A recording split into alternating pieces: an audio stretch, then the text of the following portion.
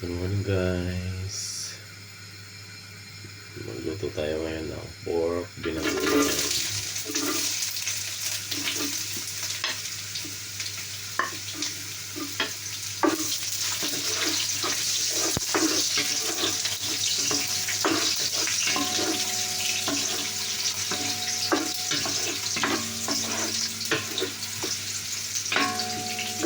Ginamit ko palang oil ngayon, yung oil na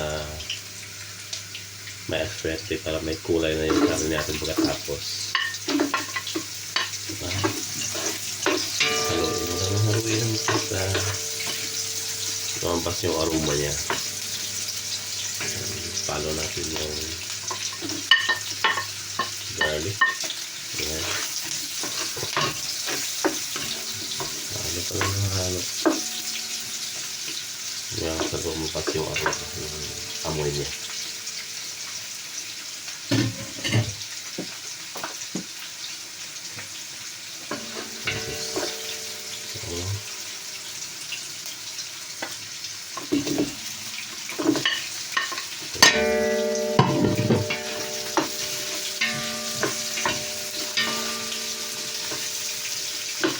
Matagal na itong requested ng mga customer ko na magluto ng pork pinagungan. So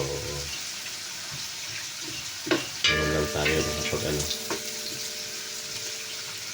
kasi palaging busy.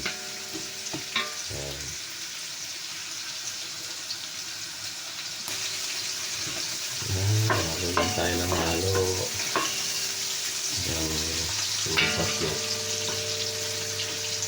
aroma ng spices natin. Yan. Lagyan natin yung garlic.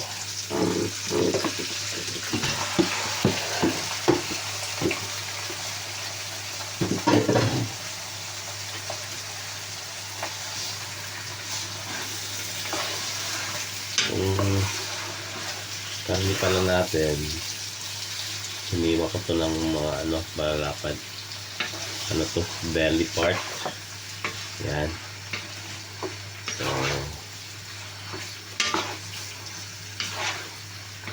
yan. Tapos yung karne natin, 5 kilo to. 5 kilos.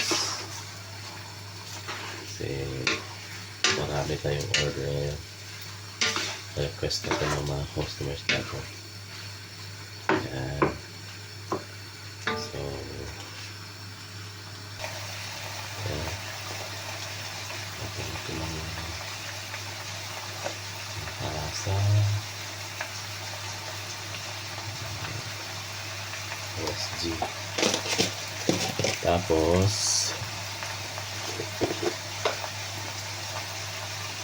asin.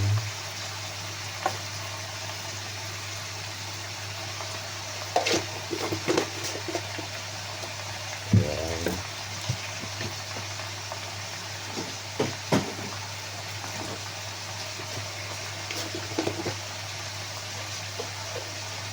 Black pepper.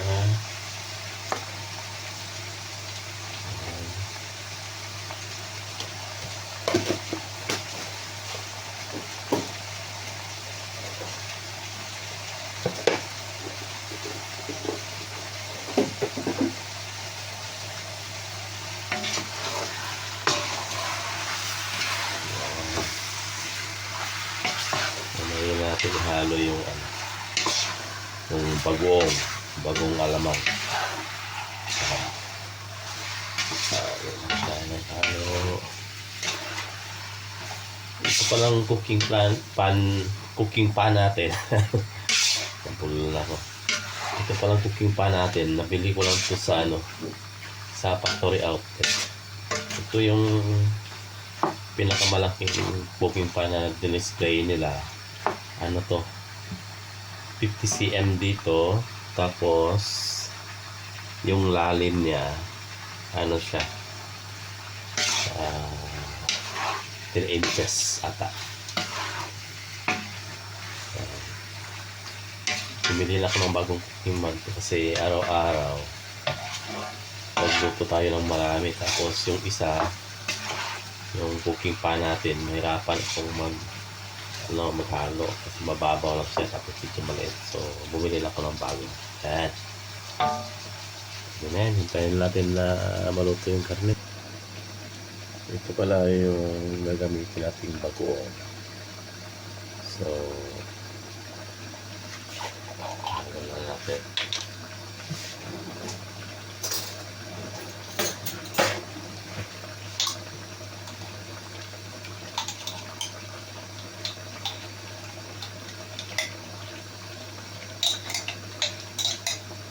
Daming Pinas pa to. Malayo-layo pa yung pinahin nito. Ako bago nakarating ng London. Ayan.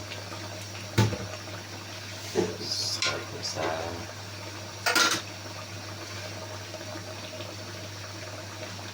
kinisa rin. So, inubos ko na.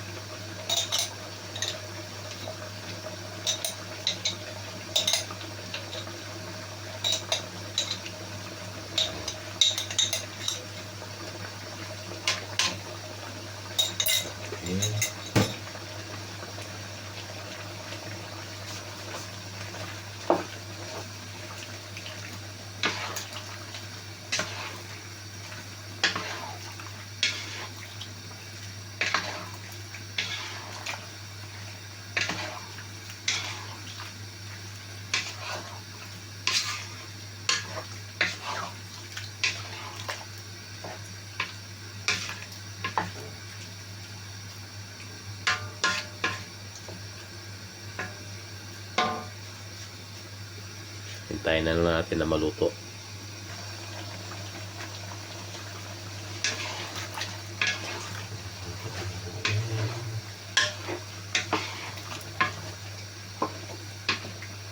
Pork binagungan. Kapit na maluto ano.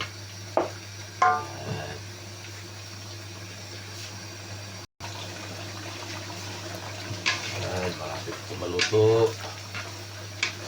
Pagluluto pala ng ano guys, ng manok or baboy, pag nagluluto ako ng ganito, hindi na ako naglalagay ng tubig kasi dito sa London yung karne nila, sa pag-observe ko, kung sa nakita ko, halimbawa ito, baboy ito, 5 kilos to, mga 30% na ano, pag niluto mo siya, lalabas yung ano niya, yung katas niya. So ito, walang tubig to, pero yung mga lukas na nakatas niya marami. So may luto ko na siya sa mga sarili niyang ano, parang matika na.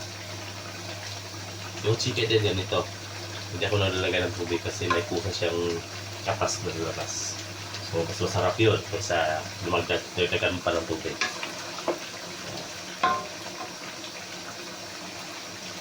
Malapit na. Tapos maglagay lang tayo ng konting brown sugar. Yan. Para mag-blend yung alat at saka tamis niya. Konti lang. Yan. 3 tablespoons.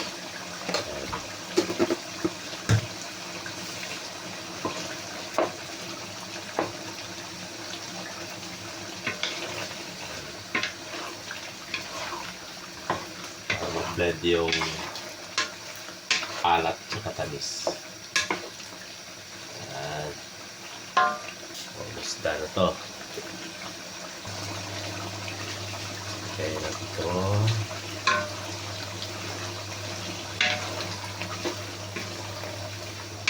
Maluto.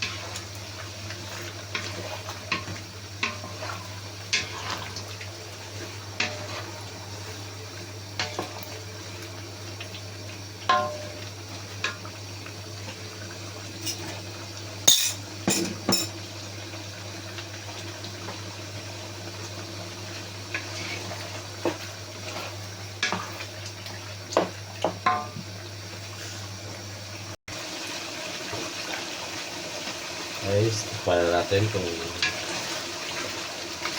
Okay na ba to? Yan.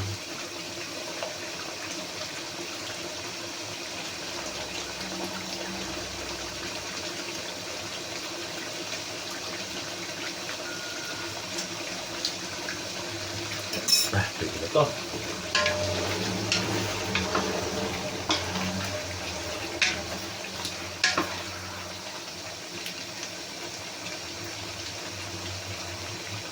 Pwede na.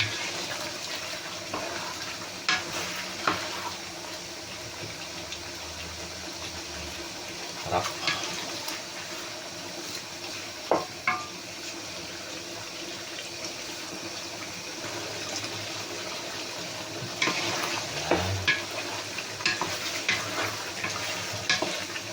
Ito patayin. Ito na. Ayan guys, luto na ating pork binagoongan. Yan, tingnan nyo. Yan.